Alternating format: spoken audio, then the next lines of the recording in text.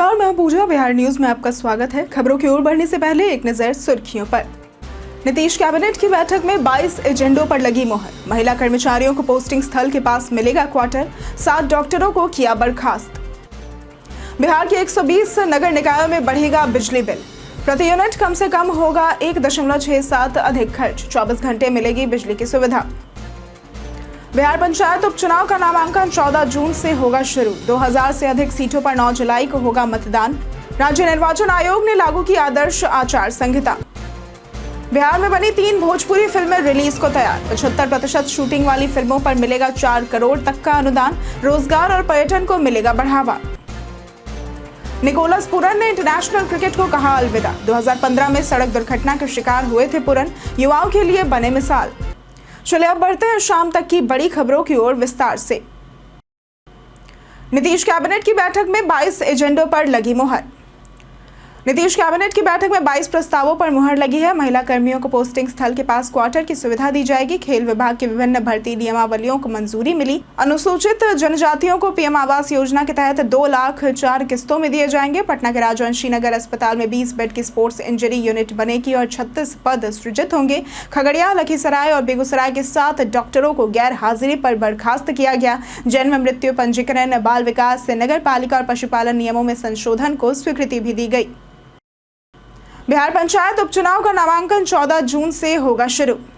बिहार में विधानसभा चुनाव से पहले पंचायत उपचुनाव की तारीखें घोषित हो गई है। 2634 सीटों पर 9 जुलाई को मतदान और 11 जुलाई को मतगणना होगी। राज्य निर्वाचन आयोग ने उपचुनाव कार्यक्रम जारी कर आदर्श आचार संहिता लागू कर दी है। 13 जून को अधिसूचना जारी होगी। नामांकन 14 से 20 जून तक होंगे। जांच 21 से 23 जून तक चलेगी। नाम वापसी 24 से 25 जून को और अंतिम सूची व चुनाव चिन्ह आवंटन 26 जून को होगा। ईवीएम से मतदान होगा। उपचुनाव में 8 जिला परिषद सदस्य, 33 मुखिया, 83 सरपंच, 72 पंचायत समिति सदस्य, 839 ग्राम पंचायत सदस्य और 1569 ग्राम कचहरी पंच की सीटें शामिल है। ये प्रक्रिया जुलाई के दूसरे सप्ताह तक पूरी होगी, जिसके बाद बिहार विधानसभा चुनाव की तैयारियां तेज हो जाएंगी। चुनाव अक्टूबर-नवंबर में संभावित है।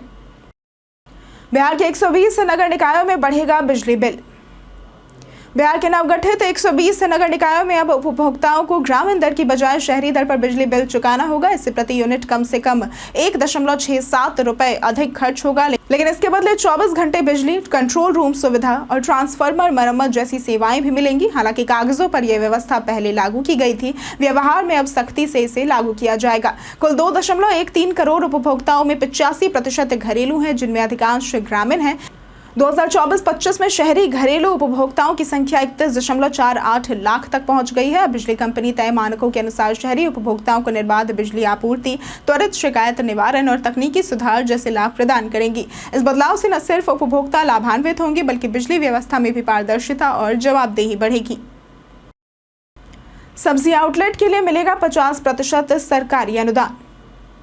बिहार सरकार के सहकारिता विभाग ने राज्य के 200 प्रखंडों में प्राथमिक सब्जी उत्पादक सहकारी समितियों के तहत तरकारी आउटलेट निर्माण की स्वीकृति दी है। प्रत्येक आउटलेट पर 7.44 लाख रुपए की लागत आएगी और 6 माह में निर्माण कार्य पूरा करने का लक्ष्य है। इसका उद्देश्य किसानों को बिचौलियों से मुक्ति दिलाना और आम जनता को ताजी सब्जियां उचित मूल्य पर उपलब्ध कराना है। आउटलेट निर्माण के लिए 50% राशि सरकार द्वारा अनुदान स्वरूप दी जाएगी। इसके साथ ही 1.14 करोड़ रुपए की लागत से कोल्ड स्टोरेज, गोदाम, ग्रेडिंग, सॉर्टिंग प्लेटफॉर्म और स्थानीय मंडी भी विकसित की जा रही है।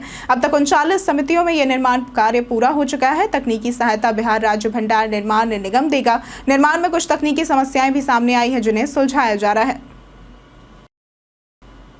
बिहार बीएड परीक्षा में 96% परीक्षार्थी हुए सफल। सीईटी बीएड 2025 के नतीजे 9 जून को जारी कर दिए गए। परीक्षा 28 मई को बिहार के 11 शहरों में 214 केंद्रों पर हुई थी। 1,18,811 में से 1,15,261 परीक्षार्थी सफल हुए, यानी कि 96.05% सफलता दर्ज रही है। गया के बिट्टू कुमार, जो कि 108 अंकों के साथ टॉपर रहे हैं। शिक्षा शास्त्री परीक्षा में संजय कुमार प्रथम रहे। महिला वर्ग में स्वीटी कुमारी टॉपर बनी। टॉप 10 में 8 अभ्यर्थियों को 108 अंक मिले। शिक्षा शास्त्री में 170 अभ्यर्थी सफल रहे। पटना जिले के सबसे अधिक 97.33% छात्र सफल रहे, जबकि मधेपुरा सबसे नीचे रहा। टॉप रैंकर्स में गया, भोजपुर, पटना, कटिहार, नालंदा, वैशाली और शेखपुरा के छात्र शामिल रहे। परीक्षार्थी अपना result Bihar CET BEd inmu.in पर देख सकते हैं। E20 फ्यूल से हो रही हर दिन 1.5 लाख लीटर बचत।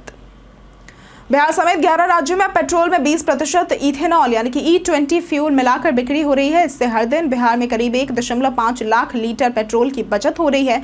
वर्ष 2024 में राज्य में 3,06,000 किलो लीटर इथेनॉल का उत्पादन हुआ, जबकि अब तक 1.67 लाख किलो लीटर का उत्पादन हो चुका है। बिहार में फिलहाल 13 इथेनॉल यूनिट कार्यरत है और कई और प्रस्तावित है। E20 फ्यूल से न सिर्फ पेट्रोल की खपत कम होगी बल्कि आयात पर निर्भरता घटेगी और पर्यावरण को भी लाभ होगा। सरकार के अनुसार 2025 तक E20 की पूर्ण बिक्री से पेट्रोल आयात में 30,000 करोड़ की बचत होगी। ये पहल किसानों और युवाओं के लिए भी फायदेमंद होगी, क्योंकि इससे रोजगार और कृषि से आय के अवसर बढ़ेंगे। बिहार में बनी 3 भोजपुरी फिल्में रिलीज को तैयार। बिहार में फिल्म प्रोत्साहन नीति 2024 लागू होने के बाद फिल्म उद्योग में तेजी आई है। अब तक 3 भोजपुरी फिल्में संघतिया, घर का बंटवारा और नारी पूरी हो चुकी है, जिनका पोस्ट प्रोडक्शन कार्य समाप्त हो गया है और जल्द ही रिलीज हो सकती है। इसके अलावा 8 फिल्मों की शूटिंग पूरी हो चुकी है। नीति के तहत बिहार में 75% शूटिंग वाली फिल्मों को 4 करोड़ तक का अनुदान मिलेगा, जबकि क्षेत्रीय भाषा की फिल्मों की लागत का 50% भी अनुदान में शामिल होगा। इससे राज्य में रोजगार, पर्यटन और स्थानीय प्रतिभाओं को बढ़ावा मिलेगा। फिल्म निर्माण के 3 चरणों में शूटिंग की अनुमति, पोस्ट प्रोडक्शन और रिलीज के बाद अनुदान के लिए आवेदन शामिल है।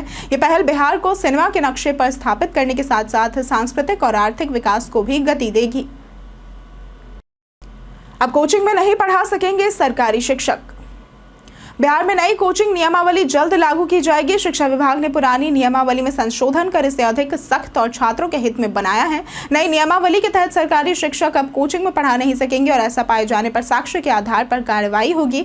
बिना निबंधन कोचिंग चलाने पर भी कार्रवाई होगी। कोचिंग संस्थानों को फीस सार्वजनिक करनी होगी और संचालन की अनुमति डीएम की अध्यक्षता वाली कमेटी से लेनी होगी। छात्रों के लिए आधारभूत सुविधाएं जैसे कि अलग शौचालय अनिवार्य होंगी। 2011 की कोचिंग नियंत्रण नीति प्रभावी नहीं हो रही थी, जिस पर 2022 में सुझाव मांगे गए और 2023 में संशोधित नियमावली लाई गई, जो लागू नहीं हो सकी है।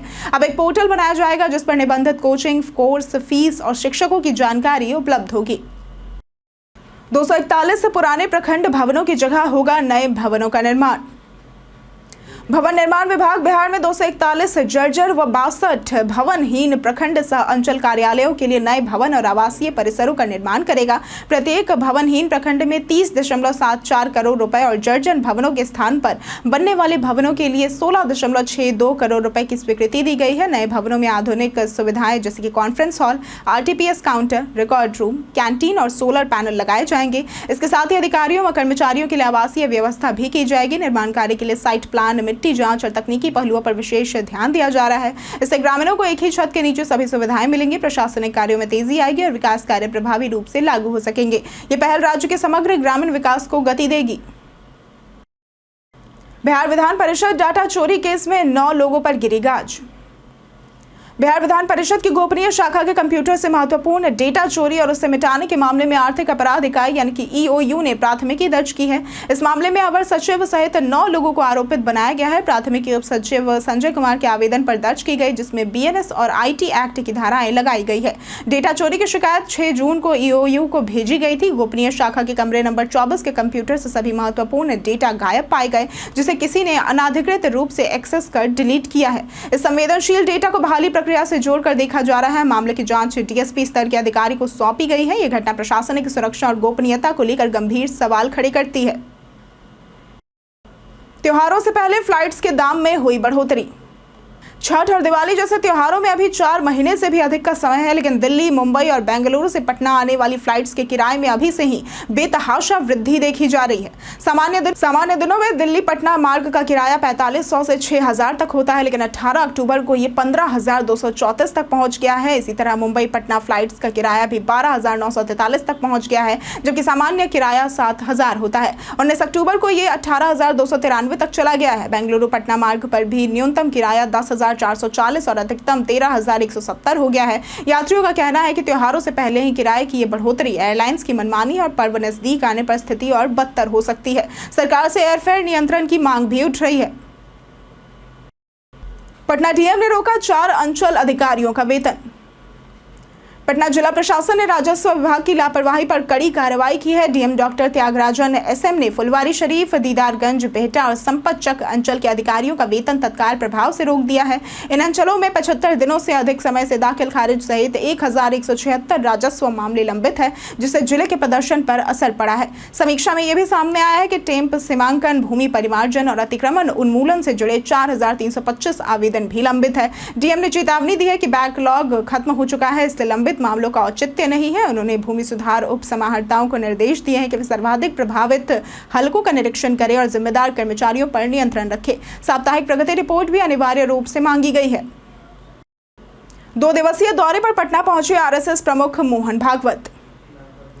राष्ट्रीय स्वयंसेवक संघ यानी कि आरएसएस प्रमुख मोहन भागवत 2 दिवसीय बिहार दौरे पर पटना पहुंचे हैं। वे केशव सरस्वती विद्या मंदिर, मर्चा मर्ची रोड स्थित कार्यकर्ता प्रशिक्षण वर्ग प्रथम वर्ष विशेष का निरीक्षण करेंगे और कार्यकर्ताओं को संबोधित करेंगे। ये प्रशिक्षण 24 मई से शुरू होकर 13 जून तक चलेगा। भागवत 11 जून की शाम को वापस लौटेंगे। ये दौरा चुनावी वर्ष में उनका दूसरा बिहार दौरा है, जिससे भाजपा और संघ के बीच समन्वय और चुनावी तैयारियों को मजबूती मिलने की उम्मीद है। इससे पहले वे मार्च 2025 में 5 दिन बिहार में रहे थे। हाल ही में पीएम मोदी, अमित शाह और जेपी नड्डा भी बिहार दौरे पर आ चुके हैं। राजनीतिक विशेषज्ञ इसे संघ की चुनावी सक्रियता और भाजपा को रणनीतिक सहयोग का संकेत मान रहे हैं। पीएम मोदी 20 जून को फिर से बिहार आएंगे। लालू यादव का नीतीश सरकार पर हमला। राजद सुप्रीमो लालू प्रसाद यादव ने एक बार फिर नीतीश सरकार पर हमला बोलते हुए कानून व्यवस्था को लेकर तीखा सवाल उठाया है। उन्होंने एक्स पर पोस्ट करते हुए दावा किया कि नीतीश बीजेपी राज में अब तक 65,000 हत्याएं हो चुकी हैं और पुलिस व्यवस्था पूरी तरह से चरमरा चुकी है। लालू ने पुलिस को भ्रष्ट, लापरवाह और कामचोर करार दिया है। इससे पहले भी 7 जून को लालू ने राज्य में अपराध, बेरोजगारी, महंगाई और अफसरशाही पर तंज कसते हुए सरकार को बेहोश बताया था। वहीं एनडीए इन आरोपों के जवाब में लालू राबड़ी के जंगल राज का हवाला दे रहा है। हालांकि आर्थिक अपराध रिकॉर्ड ब्यूरो के आंकड़ों के अनुसार बिहार देश में हत्या मामलों में 14वें और संज्ञेय अपराधों में 19वें स्थान पर है, जिससे लालू के दावों पर संदेह पैदा होता है। ये बयानबाजी आगामी विधानसभा चुनाव को देखते हुए और तेज हो गई है। निकोलस पूरन ने इंटरनेशनल क्रिकेट को कहा अलविदा। वेस्टइंडीज के पूर्व विकेट कीपर बल्लेबाज निकोलस पूरन ने 29 की उम्र में इंटरनेशनल क्रिकेट से संन्यास ले लिया। पूरन की कहानी संघर्ष और जज्बे की मिसाल है। 2015 में 19 वर्ष की उम्र में एक भयानक सड़क दुर्घटना में उनके घुटने और टखने बुरी तरह से घायल हो गए थे। डॉक्टरों ने तक उम्मीद छोड़ दी थी, लेकिन पूरन ने व्हीलचेयर से उठकर मैदान तक का सफर हिम्मत और मेहनत से पूरा किया। महीनों की रिहैबिलिटेशन के बाद उन्होंने न केवल क्रिकेट में वापसी की, बल्कि T20 के सबसे विस्फोटक बल्लेबाजों में शुमार भी हो गए। उन्होंने जीवन के कठिन दौर से मानसिक और भावनात्मक रूप से भी काफी कुछ सीखा है। उनकी पत्नी कैथरीन मिगुएल उनकी बचपन की दोस्त है, जिनसे 2021 में उन्होंने शादी की। पूरन की कहानी युवाओं के लिए प्रेरणा है कि हौसला हो तो हर हार को जीत में बदला जा सकता है। बीते दिन हमारे द्वारा पूछे गए सवाल का जवाब आप लोगों में से बहुत लोगों ने हमारे कमेंट सेक्शन में लिख कर दिया है। जिन्होंने हमारे द्वारा पूछे गए सवाल का जवाब दिया है उनके नाम हैं अनवर करीम खान, संजीव कुमार, नौशाद रजा, अमरजीत यादव, माइकल, जितेंद्र ठाकुर, सुनील कुमार, रोहित राज, राजकिशोर, रंजीत मिश्रा, नरेंद्र कुमार, मनोज दास, अर्जुन राम, कुश कुमार यादव और राकेश मिश्रा। इसके साथ बढ़ते हैं आज के सवाल की ओर। आज का सवाल है, आपके हिसाब से स्वास्थ्य सेवाओं में क्या सुधार होना चाहिए? आप अपना जवाब हमें हमारे कमेंट सेक्शन में लिखकर जरूर बताएं। आज के लिए सिर्फ इतना ही। बिहार की तमाम खबरों के साथ बने रहने के लिए देखते रहें बिहारी न्यूज़। और साथ ही अगर आप यूट्यूब चैनल पर देख रहे हैं तो चैनल को सब्सक्राइब करें, और अगर आप फेसबुक पेज पर देख रहे हैं तो लाइक और फॉलो जरूर करें।